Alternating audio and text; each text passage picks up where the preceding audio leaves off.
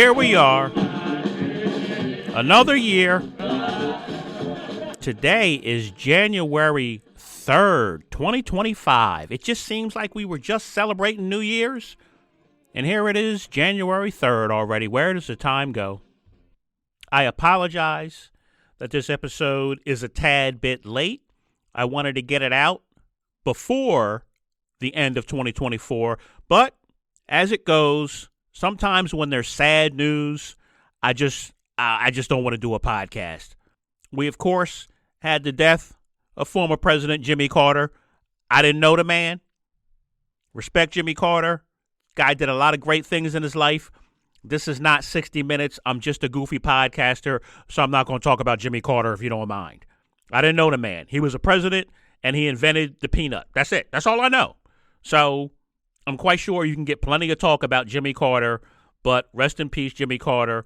The man lived a great life from what I do know. But then we also had the terrorist attack in New Orleans.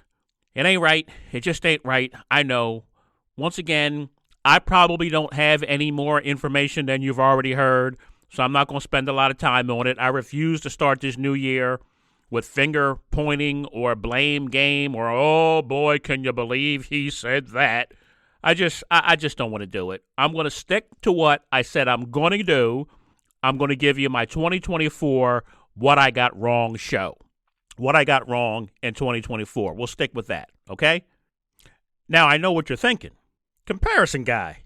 How could you possibly do a show where you got things wrong? What could you possibly get wrong? But, oh, no. Well, thank you for thinking that, first of all. But, no, someone with my incredible intellect can be wrong occasionally. It does happen. For example, I'll give you just a couple of quick ones to start off. For example, I may have been wrong in thinking Leonardo DiCaprio took that role in Django just so he could say the N-word 100 times. I might have been wrong about that. It's an honest mistake on my part, but maybe I was wrong. I also may apparently have been wrong when I suggested that Travis Kelce and Taylor Swift might secretly be brother and sister. Again, honest mistake on my part. She is from Reading, Pennsylvania. He's from Westlake, Ohio. Only 6 hours apart, so I don't know. Possible. And I'm not saying I'm wrong, but right now I have no credible evidence. There's a law to build affordable housing in white neighborhoods so white schools can win state championships. All right? I might be wrong about that. I don't know. Now, this is a real one. Let me explain.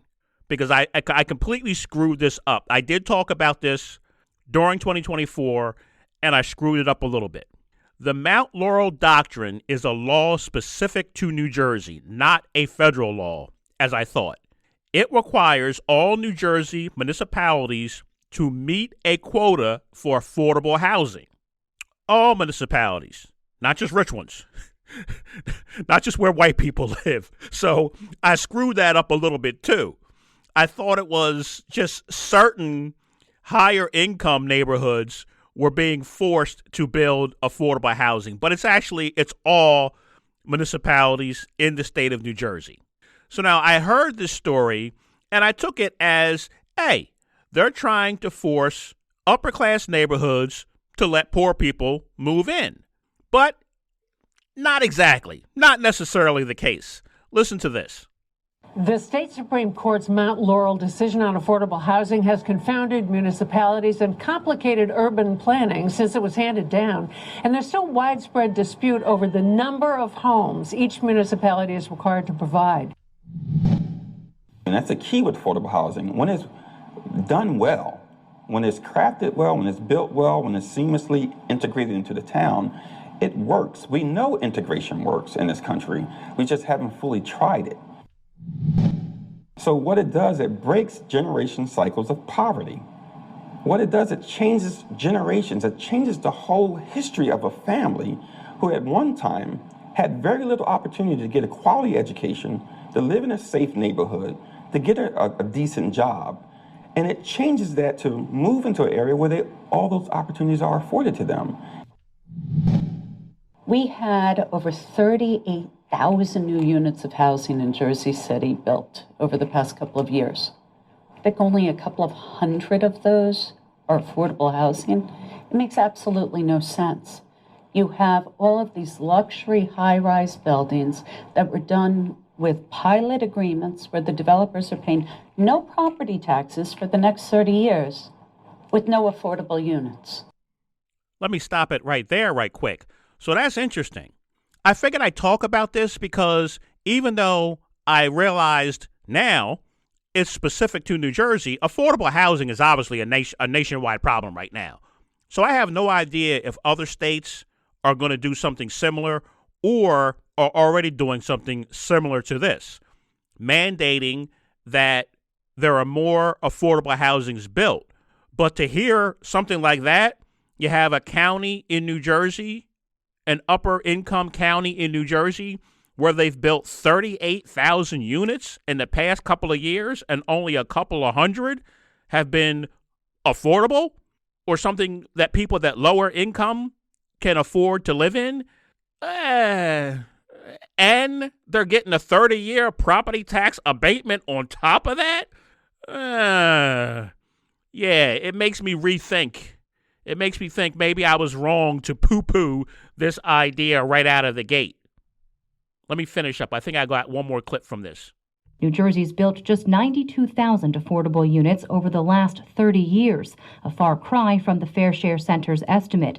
Build more affordable housing where people can go to schools and go to college and get better jobs and live in better communities. And now they become a full participant into the middle class. Now, how is that for a good outcome where folks believe that we shouldn't do this?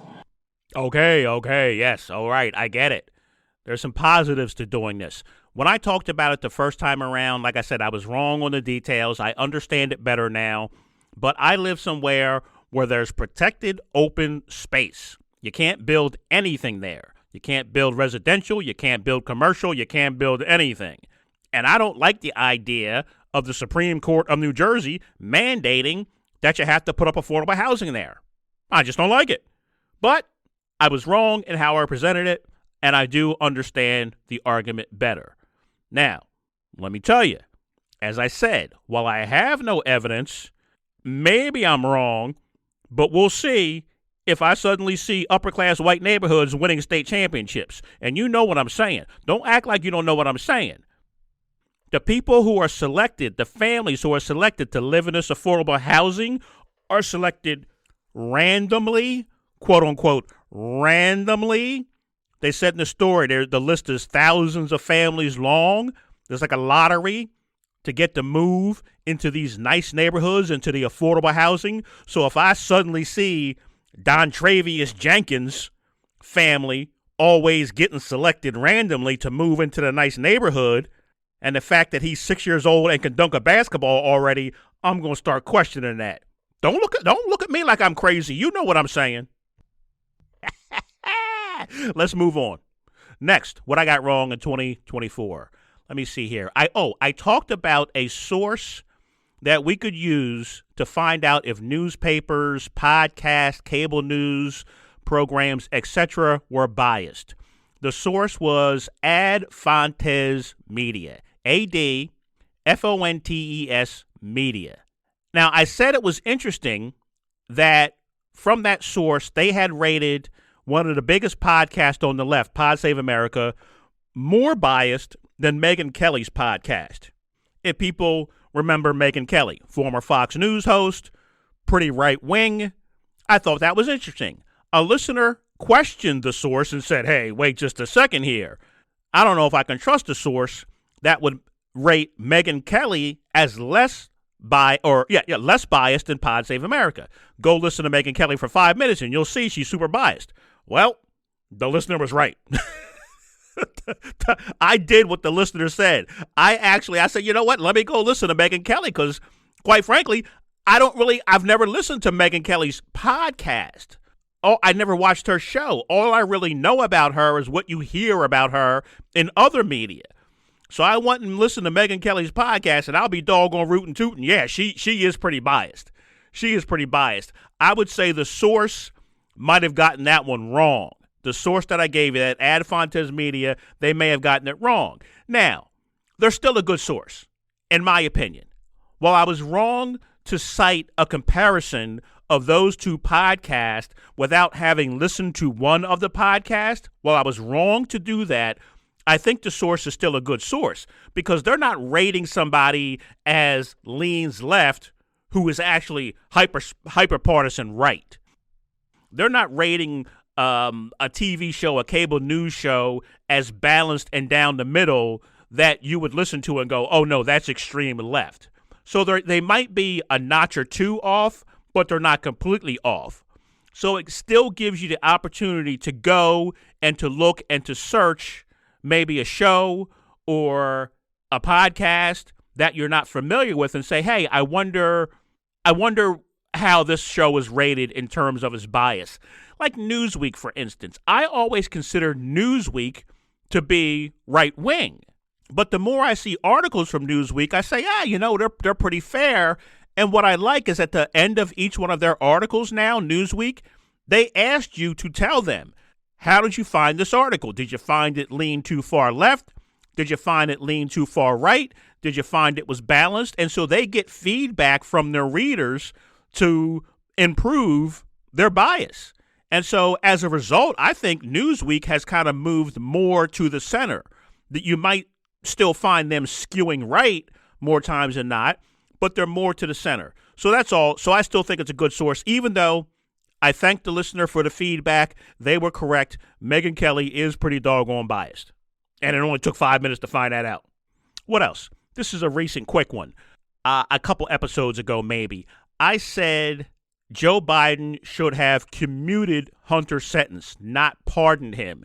It would have been better to commute the sentence. That way, he's still guilty of what he did, but no jail time. Well, Hunter was convicted. He wasn't sentenced. So I don't know if you can commute a conviction. I tried to Google it, and I got bored. I couldn't figure it out, so I just gave up. So I'm not 100% sure whether or not a conviction can be commuted, or is it just a sentence? You have to be sentenced in order for a president or a governor or whoever to commute the sentence. Otherwise, Joe had no choice but to pardon Hunter. And I was cocky about it. That's why I'm including this one, because I was pretty cocky about it. And I usually try not to be too cocky about things. But I came on and I said, let me explain to Joe.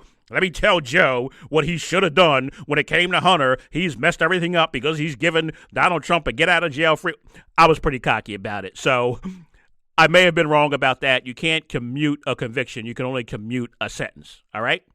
I hope I'm not moving too fast, but I'm trying to keep this episode fairly short. I've been doing long ones, so I'm trying to just get through these, not spend a whole lot of time. You get what I'm saying. So keep up. The next thing I got wrong in 2024, perhaps, Donald Trump and guardrails. Donald Trump and guardrails. Will Donald Trump be an unrestrained dictator, Nazi, fascist in his second term? Now, I was pretty adamant at saying to people, you're going way overboard. Donald Trump will have guardrails. And I still contend the Democrats were way over the top at times in telling us what would happen if Donald Trump got reelected. Way over the top. I mean, listen to this. This is Sonny Hostin from The View. Listen to this. A poll just yesterday that white Republican suburban women are now going to vote Republican. Why? It's almost like roaches voting for Raid, right? It's like they're voting. No, it's insulting to the voter. They're voting against their own. So that's a little over the top. I just want to give an example of what I mean when I say a little bit over the top. That's a little bit over the top. White suburban Republican women are going to vote Republican. That's like roaches voting for Raid.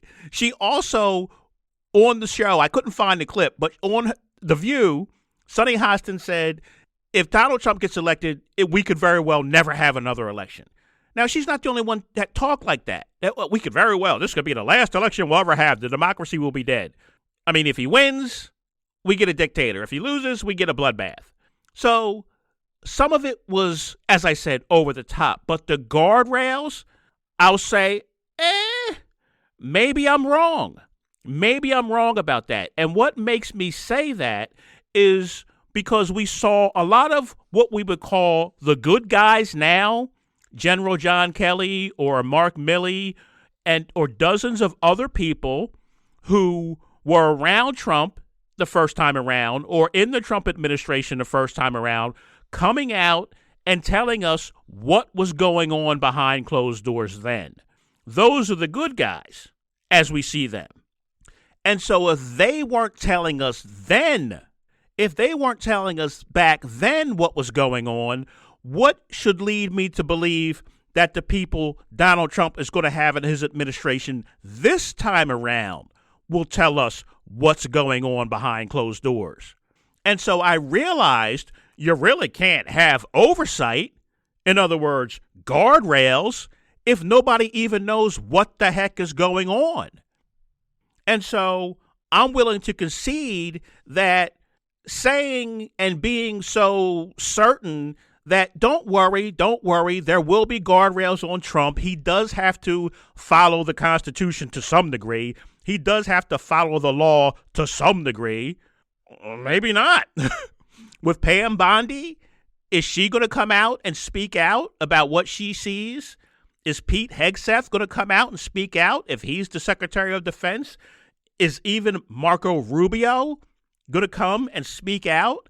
If the other people didn't do it, and they were, as they would tell you, appalled by what Donald Trump was saying and what Donald Trump was doing behind closed doors, what would make me think that the people he surrounds himself with now would do it? So I'll concede that maybe I'm wrong to just assume that because Republicans have to worry about the next election, the midterm election, they can't let things get too crazy. Maybe I'm wrong to assume that. I'll concede that. Next, I'll move right along. I got more. Elon Musk and the Department of Government Efficiency. Initially, I said, oh yeah, I love it. Love it. Any department you can create to make government more efficient, I'm 100% on board. I don't know about Elon Musk running it. I have no problem with it, but I could see where it would be a problem having Elon Musk run it. Even though, like I said, I don't have a problem with Elon Musk running it, but I was 100% on board. I love the idea. And honestly, I got to tell you, anyone who comes out and says, he's not going to be able to do anything unless he cuts the major portions of our budget like defense spending or Social Security or Medicare, it's not going to amount to anything. I'm sorry, but that's just goofy thinking, if you ask me. As long as we don't spend more than we're saving by doing this, I'm fine with it. If it's waste, I'm fine with it. If the department has a budget of $1 billion and we're able to save $1,000,001,000, I'm fine with it. If it's waste, it just doesn't make any sense. To me, anyway, for people to say, it's not going to amount to anything. If you had $1 million in the bank and for some reason $1 a day was missing, would you say, I don't care, no big deal? No, you would at least want to know where that dollar is going. You don't want it to just be wasted. So where am I wrong? Where do I think I have been wrong on this? We have to be talking waste. We have to be talking efficiency. We have to be talking priorities. Priorities are very important to include, and I'll explain why after I play this clip. Listen to this. Tackling this kind of waste, fraud, abuse, bureaucratic bloat, we're going for the stuff that's basic common sense that most Americans actually agree on. And I hope we're going to actually be able to help unite the country by eliminating waste, which is something that all Americans, regardless of partisan affiliation, can get behind. And that's how Elon and I are thinking about it. Well, that was Vivek Ramaswamy touting the new Department of Government Efficiency that he and Elon Musk will be running. Here's Senator James Langford rattling off just a few government spending projects at a House hearing last year. Watch. Last year, the State Department did a grant to Ecuador to host 12 drag shows in Ecuador with American tax dollars. Now, may have different opinions in this room on drag shows. I'm just asking the simple question, is the best use of American tax dollars to actually fund drag shows in Ecuador with U.S. tax dollars? National Science Foundation last year did a study of butterflies. Last year, there was also a NEA grant that was done to set up a display in Brooklyn for the Sgt. Pepper's Lonely Hearts Club Band. We had an almost $350,000 grant to study smart toilets. We also had a grant that was done studying colonial Mexican soundscapes. We, last year, did a study on helmets and seatbelts in Ghana to be able to study whether seatbelts and helmets were effective for saving lives in Ghana. Can I just go ahead and answer that question for free? Seatbelts and helmets are a good idea. All right. Don't make me fact check any of that, please. Come on. You know what I'll end up finding out? I'll probably find out that there's certain things, we didn't do that, or there's some context to it, or we spent that money 20 years ago, but we haven't spent it since. I know. All right, I'll do one. I'll do the drag queens one, because that's one you're going to hear quite a bit. So let me just fact check the drag queens. Did we spend money on hosting drag queen shows? Hang on a second here. Here we go. Fact check. Is Biden administration funding drag shows in Ecuador? Oh, this is from Newsweek. Just got done talking about Newsweek. Republican lawmakers have repeatedly raised issues with the attendance of children at drag performances. Wait, hang on. Which blah, blah, blah, blah, blah, blah.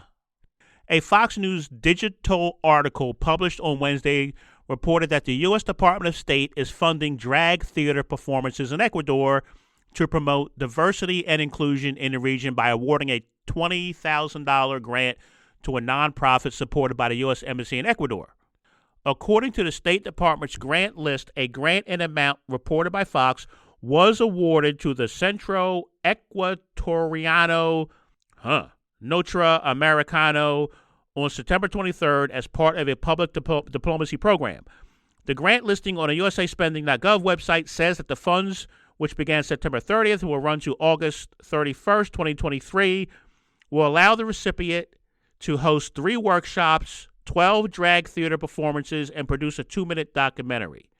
In a statement sent to Newsweek, a spokesman for the State Department said the agency supports a wide range of strategic programs in Ecuador that focuses on diversity and representation, and that the goal of the CNN program is to promote tolerance and provide new opportunities for LGBTQ+ Ecuadorians to express themselves freely and safely. So it sounds like the answer is yes. The federal government did spend tax dollars to promote drag shows in Ecuador. So even if you believe that's a worthy expense, is it a priority for a country running trillion-dollar deficits? That's the question that will come up. Is that a priority? Should we be spending money on that? Will cutting the program cost us money somewhere else down the line? Like, if you cut education spending, you're going to spend more on fighting crime. So we know the connection there. I don't know about the connection with drag shows. So I see the value in the Department of Government Efficiency, but where I may have been wrong and where I may have been too quick to applaud this is this could very easily morph from a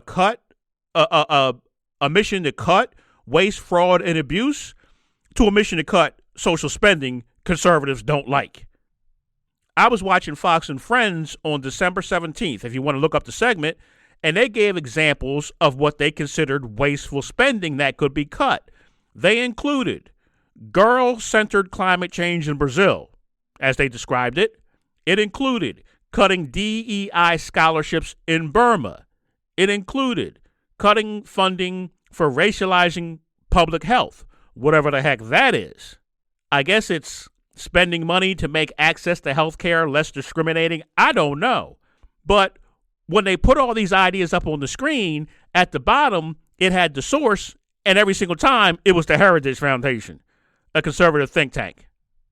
So I think they got to be careful with this one. I might have been wrong, as I said, to applaud it too quickly if this is what it's going to morph into. You cannot have the whitest white man in America taking ideas from a conservative think tank to cut spending that just so happens to always disproportionately affect marginalized people. That is not going to go down well. Even Democrats can figure out how to make that a public relations nightmare for the Trump administration. So slow down over there at the Department of Government Efficiency. Make sure what you're doing is actually cutting waste. I want to see you cut waste. I want to see you cut things that we're spending money on that we do not need to be spending money on. Like I said, the amount, I'm okay. If it's not a huge amount, I don't care as long as we're cutting waste. None of us should be happy to see our government waste our money, regardless of what party you come from. If Elon Musk and Vivek Ramaswamy can tell us, hey, look, we were able to cut $15 worth of waste off of last year's budget, I'll say thank you very much. Oh, what else?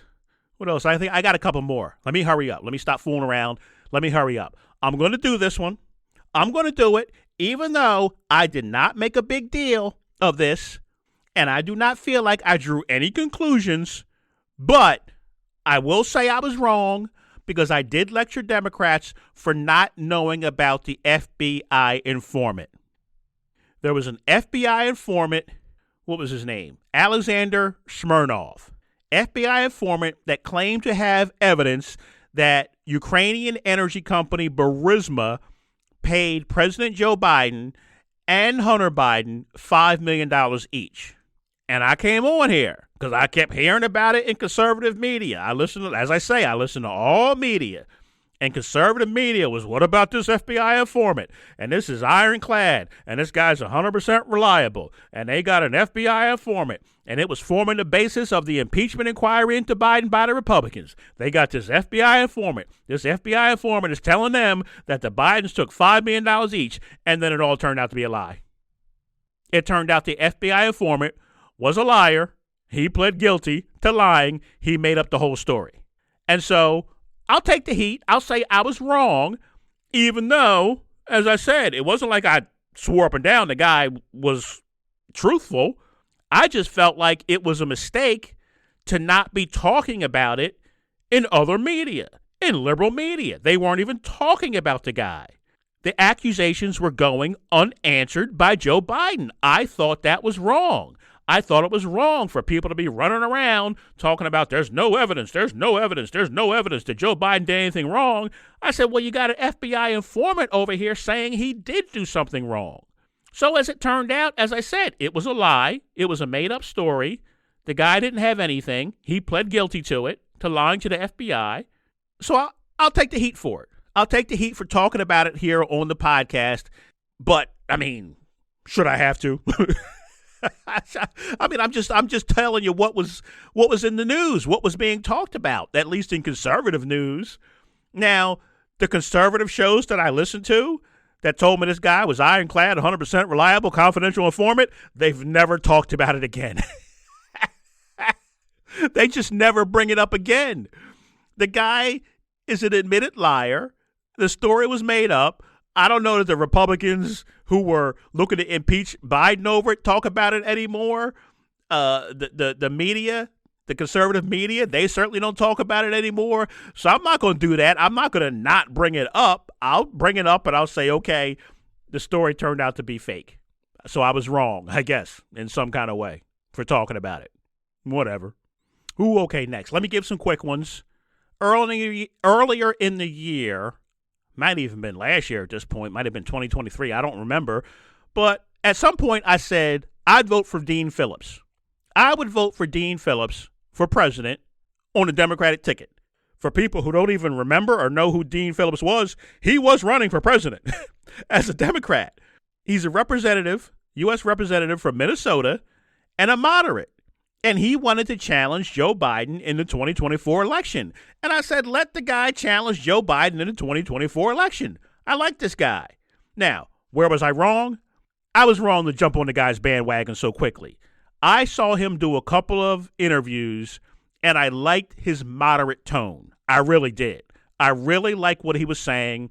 I really liked the moderate tone. And so I came on the podcast, and I said, I'd vote for him. I'd vote for him over Biden just because he's a moderate. I was wrong to say that. That's no different than someone saying they'll vote for someone just because they're a progressive. And I'm always down on people for doing that. So I have no idea whether or not Dean Phillips would have actually made a good president. I just knew he had a moderate tone. And so I'll accept that while I was trying to make something there, and I was more or less trying to make the point that, A, give me another option. Give me somebody other than Biden. If you give me Dean Phillips, I'll vote for Dean Phillips. While I was trying to make that point that I think it wouldn't have been so crazy to primary Joe Biden at that point, at that stage of the campaign, I was wrong to just off the cuff say I'd vote for him. I didn't know nothing about the guy. I didn't know anything about Dean Phillips. And so I'll say I was wrong for saying that I would vote for him. Also, just recently, I spoke to my dad a couple of episodes ago, and he said something to me that it struck me a little bit. I made a comment saying changing the name of the Washington Redskins, it didn't do anything, didn't accomplish anything because it didn't improve the lives of Native Americans.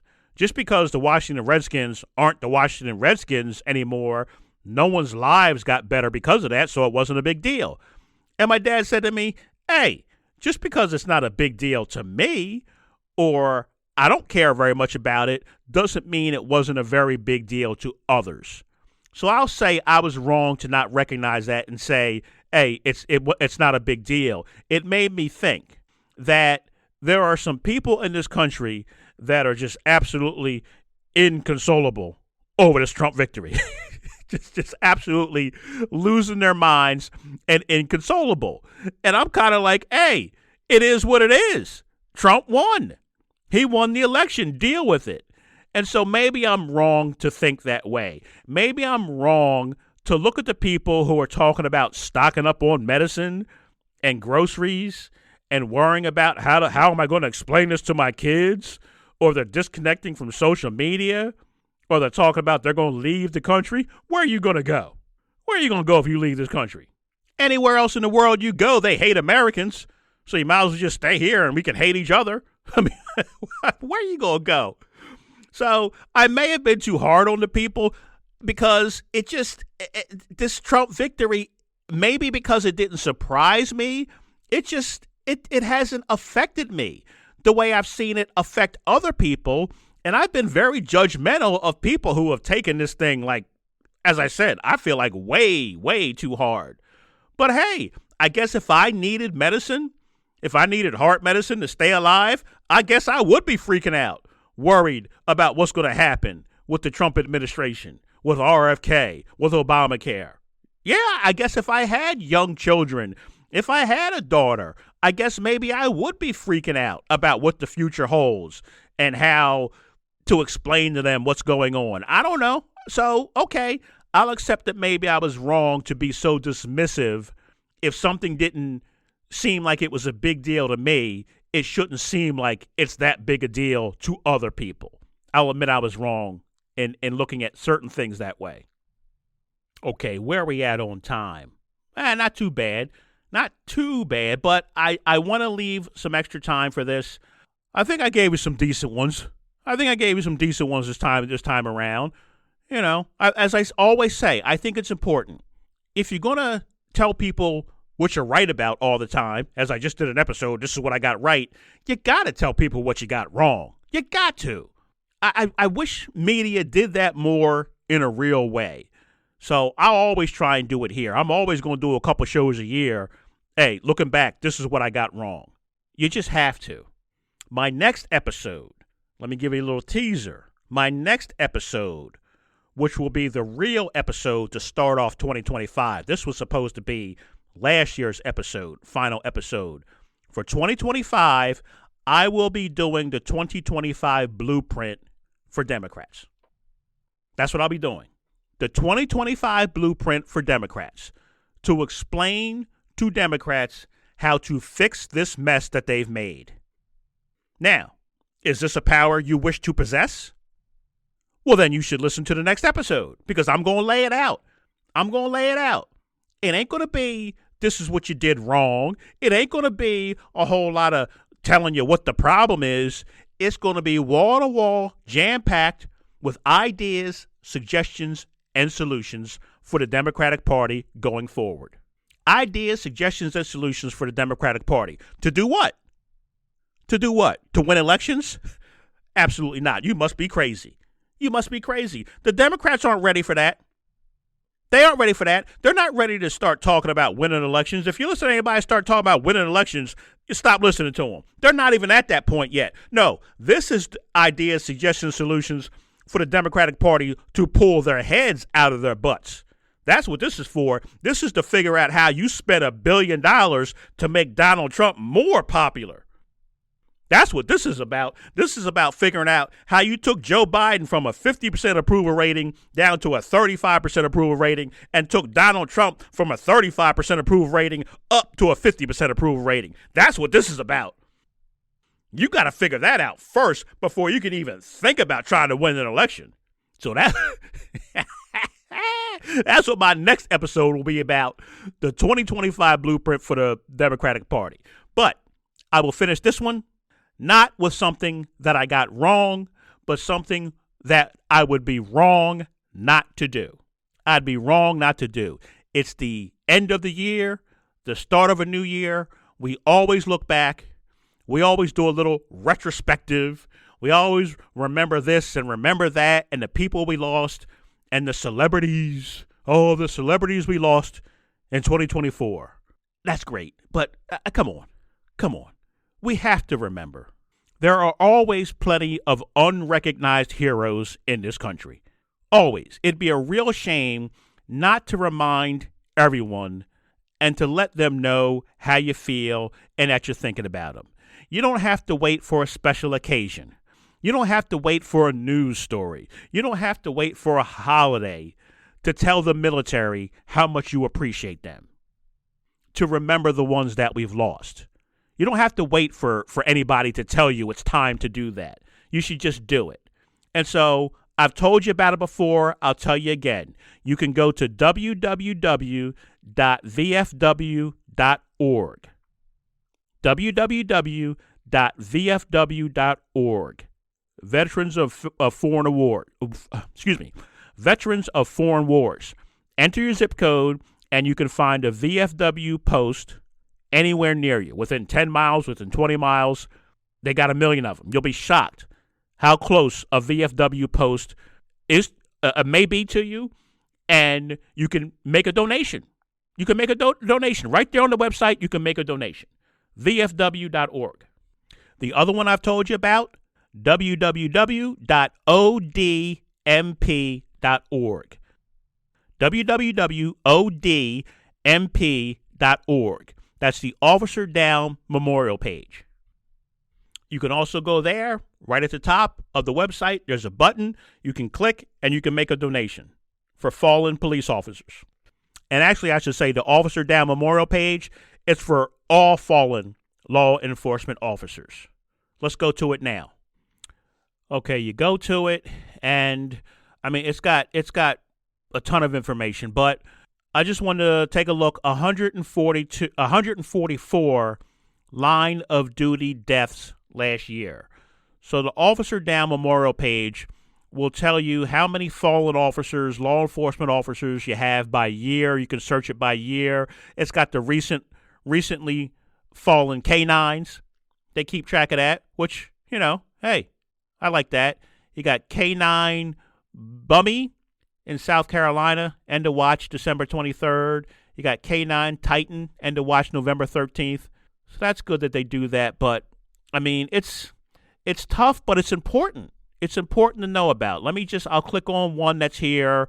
Trooper Clay M. Carnes, end of watch Monday, December 23rd, 2024.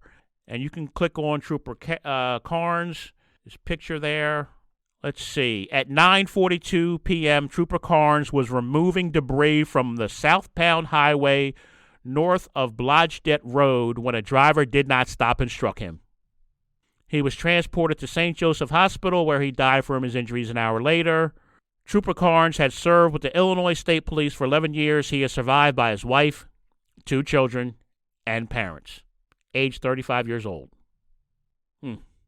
I'm reading this in real time with you because this is updated every day.